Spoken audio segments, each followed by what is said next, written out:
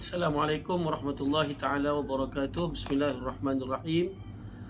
Alhamdulillah wassalatu wassalamu ala Rasulillah wa ala alihi wa ashabihi ajma'in. Pertama sekali kita panjatkan syukur kepada Allah Azza wa Jalla kerana mempertemukan kita pada waktu ini di bulan Ramadan Al-Mubarak 1444 Hijrah bersamaan dengan 2023 Masihi. Alhamdulillah masih lagi kita dipanjangkan umur oleh Allah Subhanahu wa taala untuk kita bertemu dengan Ramadan pada tahun ini.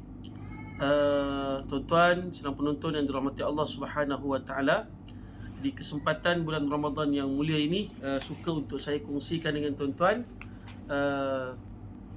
sedikit daripada bahan bacaan ya.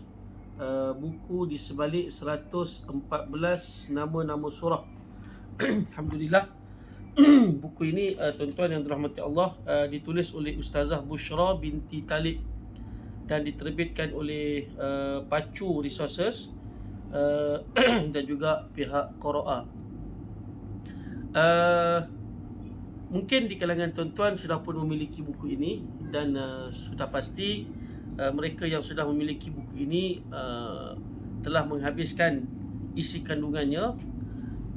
Juga sebahagian besar di kalangan kita masih lagi belum memiliki buku ini, maka sukalah untuk saya gunakan kesempatan bulan Ramadan, iaitu bulan Al-Quran, bulan yang Allah Subhanahu wa taala telah menyatakan bahawa diturunkan Al-Quran di dalamnya, sekitar dalam bulan Ramadan ini.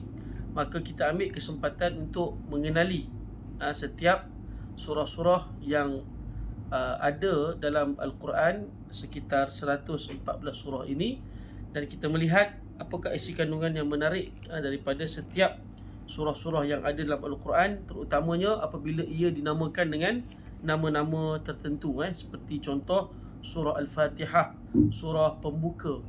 So sudah pasti di sana ada signifikannya, ada benda yang patutnya kita mengambil pengajaran daripada nama surah tersebut dan juga isi kandungan secara ringkas yang telah dikongsikan oleh Ustazah Bushra, penulis buku yang kita sebutkan ini. Tuan-tuan yang dirahmati Allah Subhanahu wa taala, saya nak kongsikan dengan tuan-tuan bermula dengan suratul Fatihah lah, sudah pasti kerana ia adalah surah yang pertama disusun dalam Al-Quran. Baik, saya baca je kepada tuan-tuan, mungkin tidak perlu kepada komentar ataupun huraian daripada saya sendiri. Kalau jika sekiranya ada sedikit sebanyak, itulah yang akan saya tambah kalau sekiranya perlu dan juga ianya berada dalam bidang saya. Kalau tidak, saya terus sahaja berkongsikan apa yang ada dari perkongsian Ustazah Bushra, penulis buku kita ini. Baik, yang pertama suratul Fatihah. Suratul Fatihah ini dinamakan dengan pembuka, atau dalam bahasa Melayu kita pembuka. Ia mengandungi 7 ayat dan juga disebutkan sebagai surah yang diturunkan di Mekah dengan istilahnya Makkiyah. Surah ini dinamakan Al-Fatihah kerana surah ini merupakan surah pertama atau pembuka di dalam Al-Quran. Surah ini pertama menurut susunan, bukannya surah pertama diturunkan, tetapi surah Al-Fatihah ialah surah pertama yang diturunkan secara lengkap, iaitu sebanyak 7 ayat. Baik, fakta saintifik. Fakta saintifik ada dinyatakan kat sini dengan gambarnya. Sangat menarik buku ini. Yang pertama, alam merujuk kepada ciptaan alam semesta seluruhnya, termasuklah bintang-bintang, planet dan galaksi serta seluruh makhluk yang terdapat padanya. Dikarenakan surah ini dimulakan dengan Alhamdulillah ataupun Bismillahirrahmanirrahim, Alhamdulillahi Rabbil Alamin, maka ia merujuk kepada seluruh alam yang kita sebutkan tadi. Yang kedua, bumi kita berusia 4.5 bilion tahun, manakala seluruh alam sejagat telah berusia 13.5 bilion tahun. Masya Allah, punya lama tuan-tuan ya. Ini menurut kajian lah. Yang ketiga, bulan menyebabkan berlakunya kejadian air pasang surut di bumi. Jadi maknanya Allah Subhanahu Wa Taala ketika menciptakan alam ini, seluruh alam ini, diciptakan bulan dan juga matahari, maka berlakulah yang kita bulan, maka berlakulah apa yang kita fahami dari sudut alam ini pasang surutnya air di lautan. Masya Allah. Itu di antara tanda-tanda kebesaran Allah Subhanahu Wa Taala yang mungkin kadang-kadang kita terlepas pandang dari sudut kehebatan Allah Azza wa Jalla.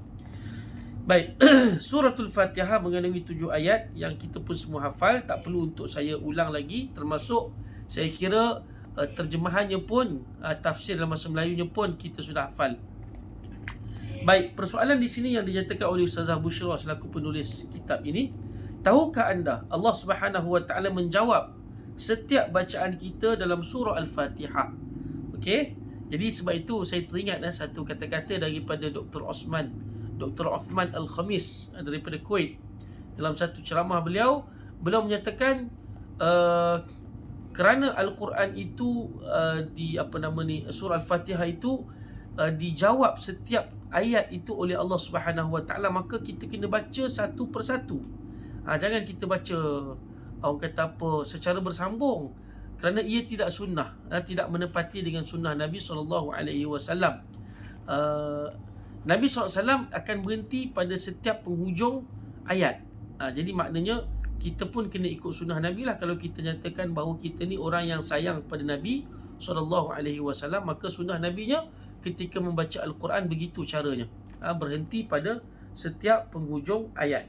Jadi tidaklah kita sambung, melainkan kalau mungkin untuk orang kata apa mengenakan, nak matchkan dengan lagu bacaan Al-Quran kita tu. Tetapi tidaklah kita jadikan sebagai satu kebiasaan. Yang terbaiknya kita berhenti pada setiap penghujung ayat seperti mana yang diajarkan oleh baginda Nabi SAW dan sudah pun ditandai dalam mushaf kita.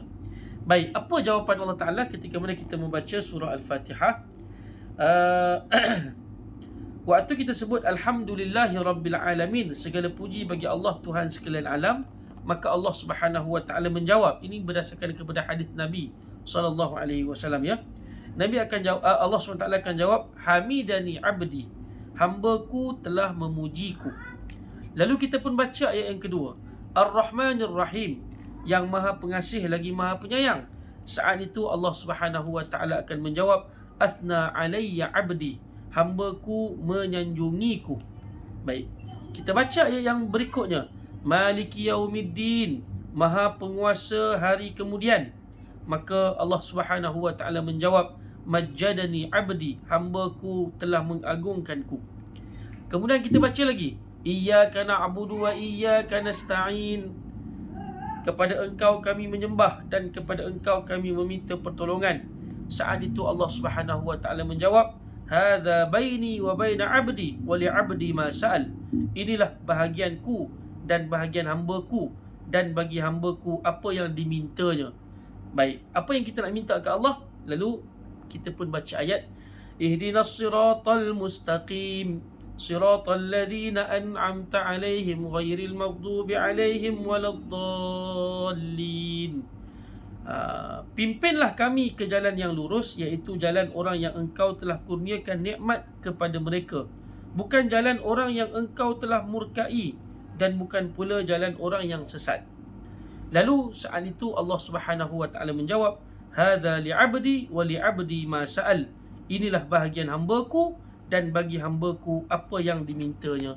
Maknanya Allah Ta'ala memperkenankan permintaan kita, iaitu untuk mendapat petunjuk daripada Allah Subhanahu Wa Taala. Maka dengan sebab itulah tuan-tuan, kita baca Al-Quran, terutamanya surah Al-Fatihah yang kita kongsikan tadi ni, kita baca dengan penuh tadabbur, kita memahami makna ayatnya dan kita tahu apa jawapan-jawapan yang Allah Subhanahu Wa Taala berikan kepada setiap ayat yang telah kita bacakan. Baik, tuan-tuan dirahmati Allah Subhanahu Wa Taala, jika tidak menjadi satu keberatan, sama-sama kita teruskan perkongsian kita berkenaan dengan suratul Baqarah. Apa pula yang dapat pengajaran daripada surah ini dengan namanya, iaitu Al-Baqarah, seekor lembu betina. Masya Allah. Okey, surah Al-Baqarah, seekor lembu betina ini mengandungi 286 ayat. Dan surah ini disebutkan oleh para ulama sebagai surah Madaniyah, iaitu diturunkan di kota Madinah Al-Munawwarah. Baik, saya kongsikan dengan tuan-tuan, ya. Kata ustazah, surah ini dinamakan Al-Baqarah yang membawa maksud lembu betina kerana suatu peristiwa penyembelihan lembu betina atas wahyu yang diturunkan Allah Subhanahu wa taala kepada Nabi Musa alaihi salam. Okey, sudah pasti berlaku pada Bani Israel lah. Wahyu tersebut turun kepada Nabi Musa alaihi salam kepada Bani Israel yang bertelingkah dan berbunuhan antara mereka kerana seorang lelaki mandul yang mati dan tidak diketahui siapa pembunuhnya. Lalu turunlah ayat 67 yang memerintahkan mereka untuk menyembelih lembu betina. Setelah disembelih, lalu sebahagian lembu itu dipukul ke atas mayat. Masya Allah, macam mana tu? Dia ambil mungkin sebahagian daripada anggota lembu, lalu dipukul ke atas mayat. Dan hiduplah mayat tersebut serta mengisyaratkan atau menunjuk siapakah pembunuhnya. Lalu matilah ia semula.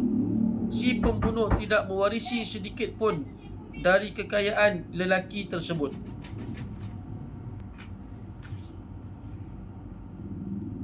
Ayat ini menunjukkan kekuasaan Allah Subhanahu wa taala untuk menghidupkan manusia yang telah mati dan menunjukkan bahawa orang yang membunuh tidak boleh mewarisi harta orang yang dibunuhnya.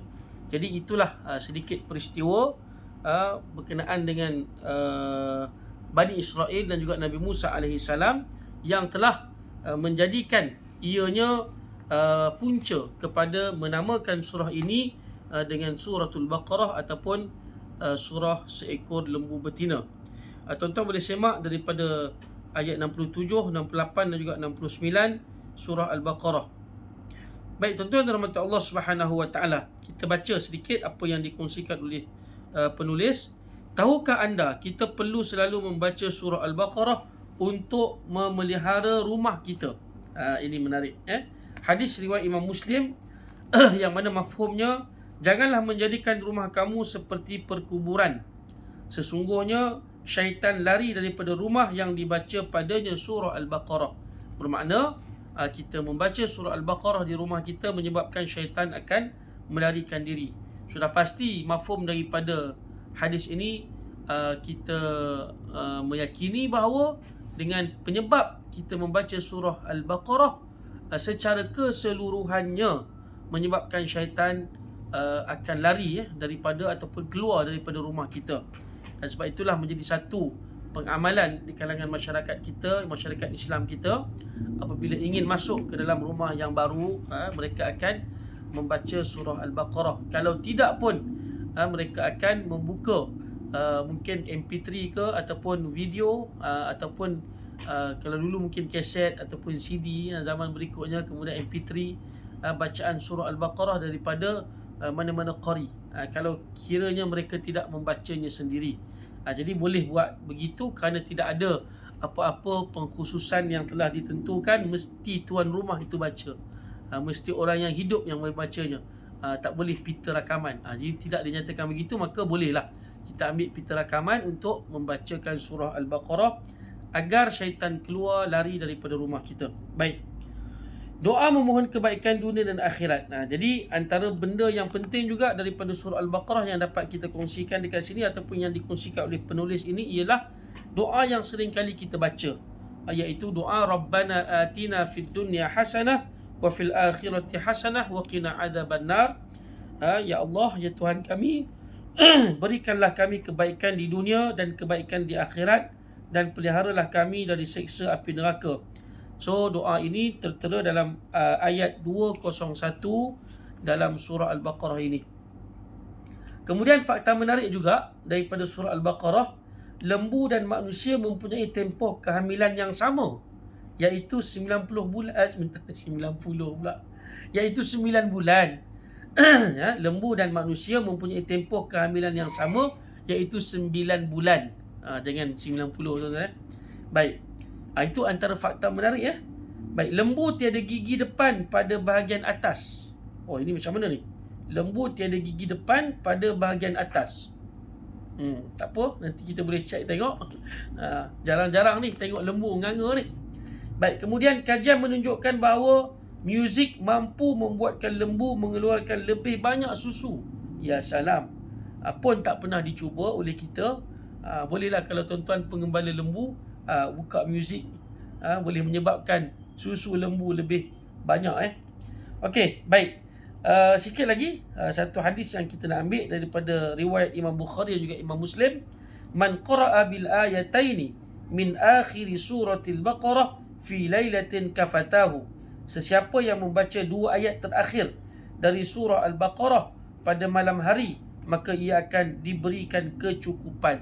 Jadi maknanya diberikan keselamatan, diberikan kecukupan, diberikan apa jugalah kebaikan, seperti mana yang dinyatakan oleh baginda Nabi SAW.